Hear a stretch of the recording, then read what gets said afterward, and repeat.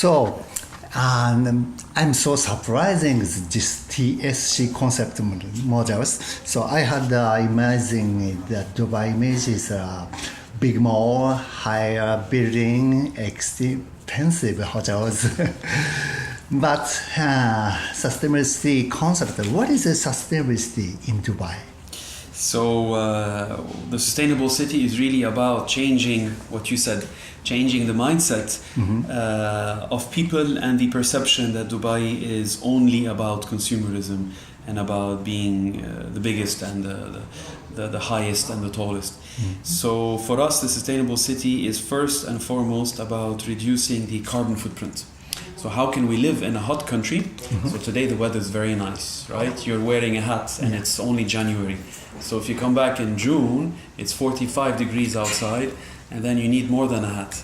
And you need sunscreen and you need shades, and so it's very hot. How can we live in a society or in a country like Dubai and minimize our energy footprint? And so a lot of the thinking that went into the design and the master plan of the sustainable city aims to reduce that energy demand. And so that's why the villas, they point north, so we avoid the sun. So the sun hits the back, and so all the south-facing walls are closed, and then we have an efficient energy cooling system, and then we have efficient energy efficient appliances in the kitchen, LED lighting throughout, and very good insulation of the villas and the construction, so that we minimize our footprint. So for us, the Sustainable City TSC is really about presenting and demonstrating a different lifestyle, a lifestyle that is low energy, low carbon, a lifestyle that embraces food production. So we've only scratched the surface of farming, but we've done a lot. We have biodomes to grow microgreens and salads. We have containers to grow strawberries. We have communal plots for the residents to grow food outside during the nice season. That's between October and April, about 7 months. And we have more programs coming. We have bees and hives as well. One of our residents is growing fresh spirulina, which is a weed that you can consume raw, fresh, and it's a high protein diet. It's very good if you want to build muscle mass, but it's a good diet as well. It's a source of protein.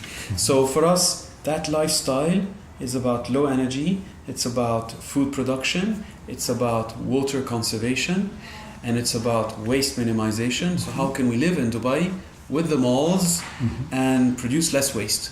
It's not only about recycling downstream, it's about consuming less upstream and generating less waste, right? So I bring snacks in a glass jar. Yes. We all drink in glasses. There's no paper cups in the office, and so on and so forth.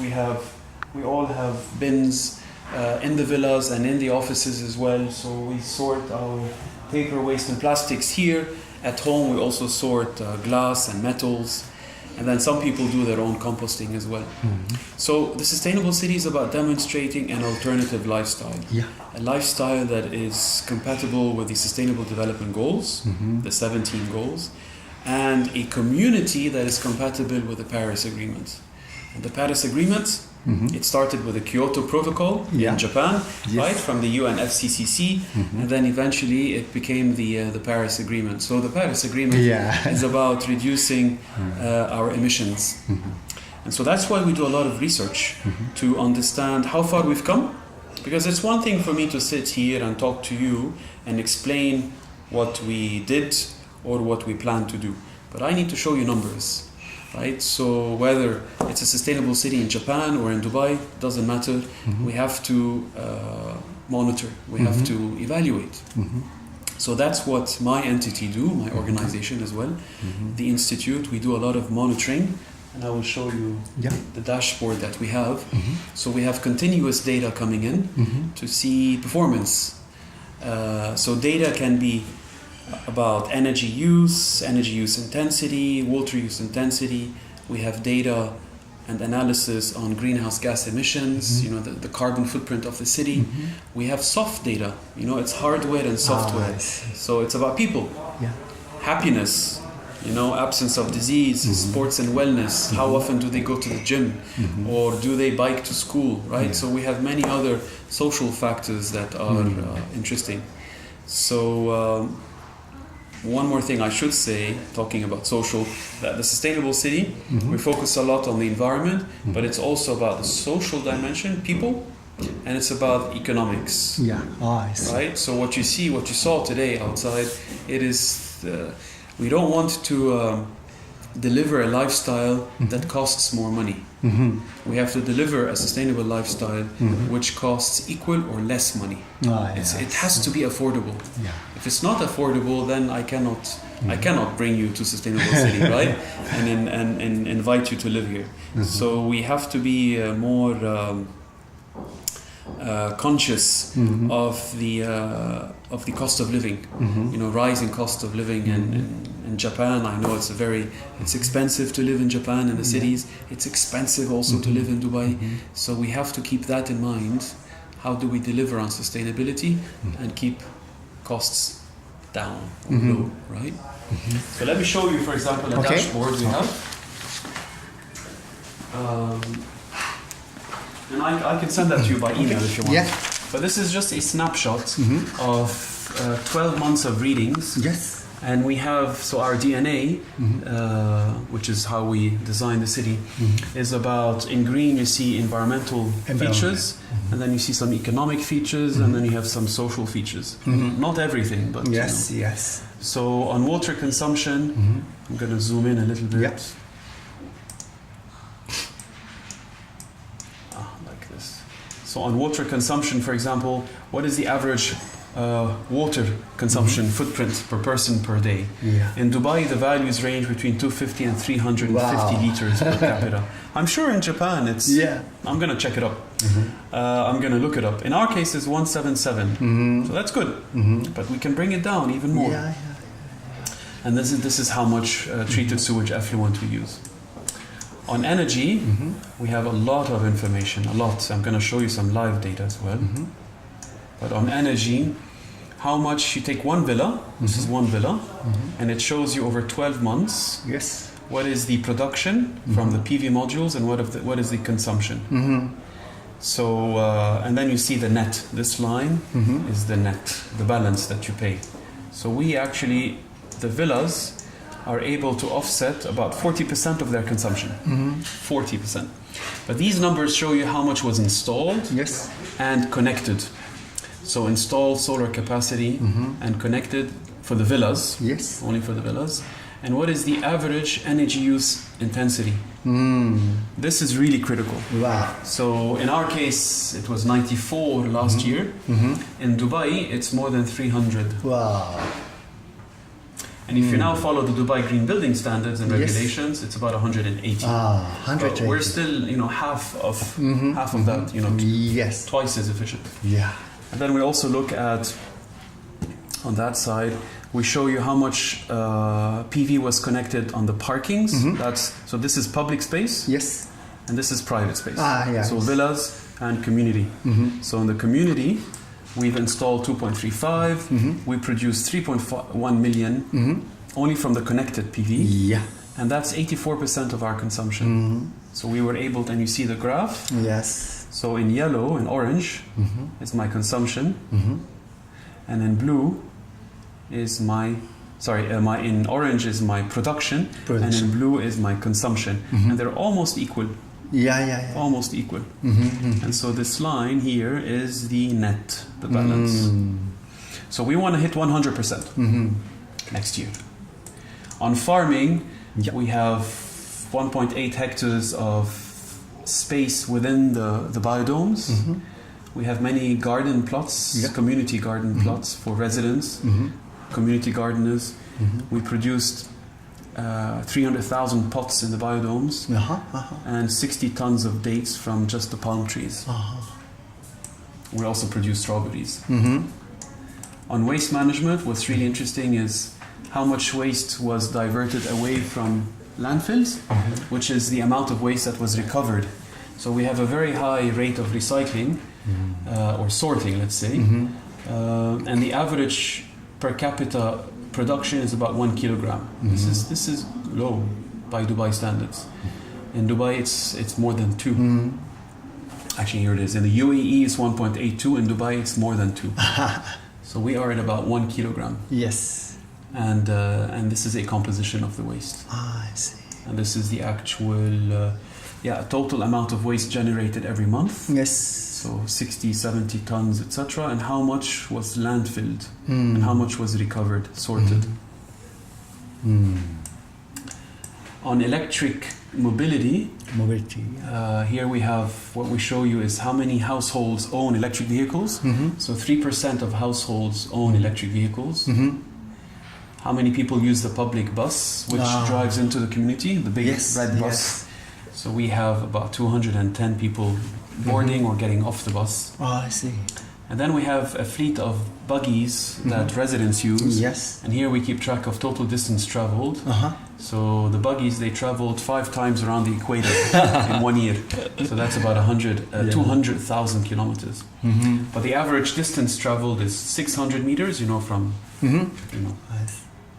you take a buggy from the mosque and then you go to cluster 2. That's 600 meters. So that's the average distance. And every buggy on average does 10.6 trips per day. Yes. Start, finish. Start, finish, right? 10 times. Yeah.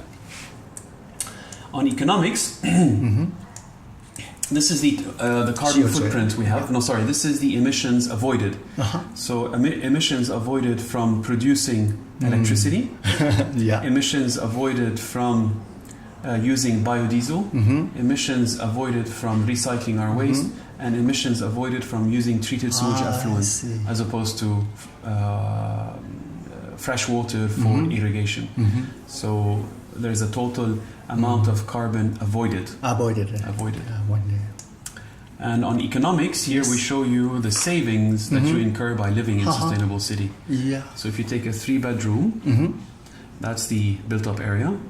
This is how much money you save from efficiency, demand-side management. This is how much money you save from producing electricity, solar PV. And this is how much money you save from avoided service and maintenance fees. I see. So we call that sustainability savings. Sustainability savings. Nice naming. On demographics, here we show you the top 10 nationalities, but we have 100 and... What does it say? We have... British. We have 100... Doesn't say here. We have 160... we have 64 nationalities in sustainable city. And these are the top 10. I see. What is a British people? So middle income to high income, in Dubai, there's a large expat population. And the British have historical ties with the UAE and have been quite present almost on the market. So 5 times numbers. Yeah, the second largest population are Jordanians, and then Americans, and then Dutch and Danish and French, and then How about Japan? It's down there. I have it. I have it on the list. And this is the occupancy. It shows you these are the apartments. 89 apartments were occupied throughout the year. But then the villas. This is the villa occupancy. 323, 342. And then it increased. It increased almost 100%. This was September. Right? Wow. And in terms of, we have some nice metrics for social events. How many events we have hosted in the city? 173 events. Almost how many 2 days, one day. How many people have visited? How many groups have visited? Groups and people, right? No, that's okay. I think we did everything here. And lastly, this is we look at sports and gym. So how many people have been to the gym last year? Because they have to swipe a card. So we had almost 15,000 gym goers, visitors. And then this graph shows you the trend in any day. This is 5 a.m. Yeah. and this is 12 p.m. So Ah, obviously yeah. most people 24, go most people go at 6 Yes, a.m. and yes. 8 a.m. and then during the day it drops and then they go again at 7 p.m. right, it peaks. Working time. Ne? So anyway, the different stats to show you what's happening in the city. Yeah. And Very interesting. I'll send it to you if you want. Okay. I'll email it to you. Okay. Thank you so much. All right. So, what is your goals? Most of the goals. Goals. Well, I think goal number one is to Yes. be a net zero energy development. Yeah. Right. So that's In Dubai? for sustainable city to be a net zero energy Yeah. development. Which is the first community to achieve it. We haven't achieved it yet, Yeah. as I showed you from the numbers, but we're getting closer. Another goal is wellness. Wellness. Wellness. It's a big goal for people. It's not only about saving money or making money, and it's about being well. Enjoying taking your children to school. It's about eating well. It's about exercising more. It's about stressing less. It's about driving less. So that's two goals. And a third goal that we have as Sustainable City on the economics is really to be able to showcase the city as a viable business model. Right? If we can do it, then other people can do it. Real estate model is a very change. It's a sustainable models. It's a no wasted money. We have to waste less and we have to produce more. We have to be more efficient, and we don't want to stop here. So we did one community. We will do a second. So we have a few more communities in the pipeline. But we want other developers in Japan, and in Kazakhstan, in France, in Egypt, in Lebanon to do the same. You mean that it's exporting business models? Absolutely. Yeah. I think this is a model which can be exported, but you have to customize it and adapt it to every country because you need to be culturally sensitive. So in Japan you have different cultural norms than in Dubai, than in Egypt. So I think we have to be culturally sensitive, and then we have to appreciate and understand the climate because we have to be climate resilient. Yeah. So again, the climate in Fujisawa is not like the climate in Dubai, and it's not like the climate in Larnaca in Cyprus. So we have to understand the climate so we can get the best mix of heating and cooling and shadowing and shading. So we cannot just copy the city somewhere else. We have to adapt it. Almost the global warming problems that we have also on the. So I would say 3 goals: low carbon, wellness, and then a viable economic business model. Okay.